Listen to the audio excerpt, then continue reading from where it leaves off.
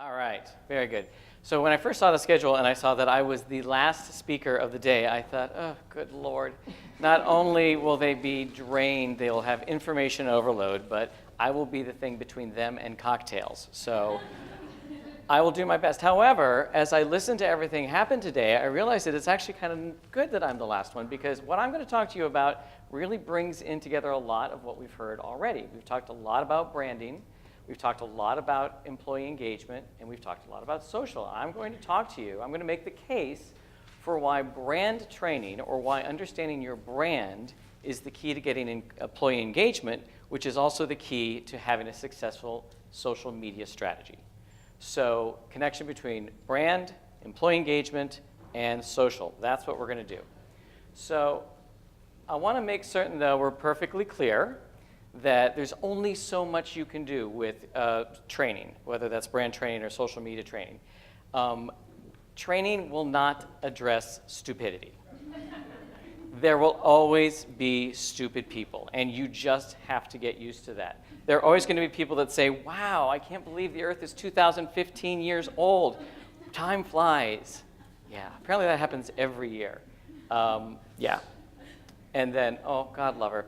The devil has 5 letters, so does weed. If you don't think weed is the devil, you need Jesus. I don't even know where to start with that. So one of the lessons I learned, bar none, the biggest lesson I learned over the last few years is the power that training has. Whenever we took the time to stop and explain to people what the strategy was all about, why we were doing what we were doing, whether that's the brand strategy, the social media strategy, whatever, whenever we stopped and explained it to them, not only did they say, okay, that makes sense, they embraced it. They became advocates. They went out of their way to promote it, and they became evangelists.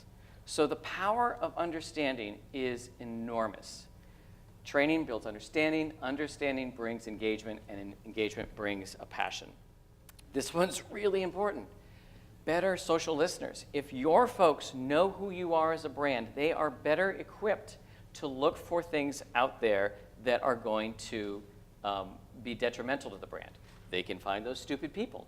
They can find what competitors are doing, and they can unearth clients that are making some noise. So if they understand who you are, they will be better listeners.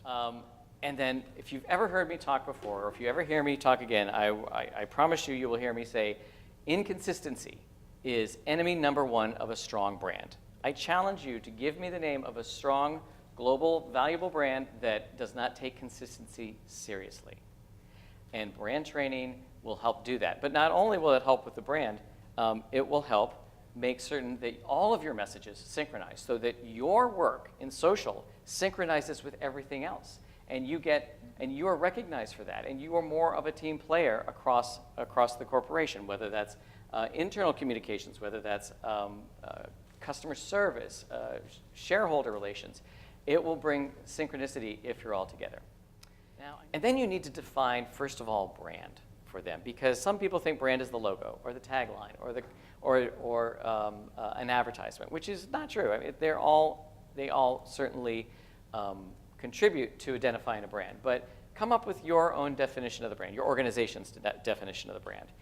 My definition of the brand, and it's certainly one of, there are a lot of variations of this, my definition of the brand is the emotional connection your customers have with you. So when we make decisions as human beings, no matter what kind they are, business to business, B2C, or even what to wear, like red shoes, there is an emotional and an analytical side to both, to every question. So facts and figures, cost of ownership, any of the data you have about what you're selling, that speaks to the analytical side. As much as we may not want to admit it, because I'm a Midwestern WASP and I was raised to beat down emotions before I learned how to drive, emotions are a huge part of how we make decisions, and that's why brand is important, and that's why you need to make people understand that. And then your hot button issues. Okay, so you would think that this is a no-brainer, but it's not. You need to be very clear with your social media amplifiers what your hot button issues are for your industry. Let's see some examples. Target. So Target had some problems in the last year about losing credit card data. So anything remotely related to that is a hot button issue. BP, anything remotely related to the environment is a hot button issue. And then we have, God love them, financial services. Tomorrow at 1 p.m., JP Morgan Vice Chairman Jimmy Lee takes over JP Morgan to answer your questions for 1 hour. Tweet your question early using hashtag AskJPM. Does anyone see where this is going?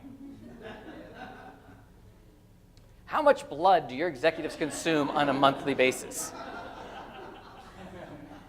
Hot button issue, stay away.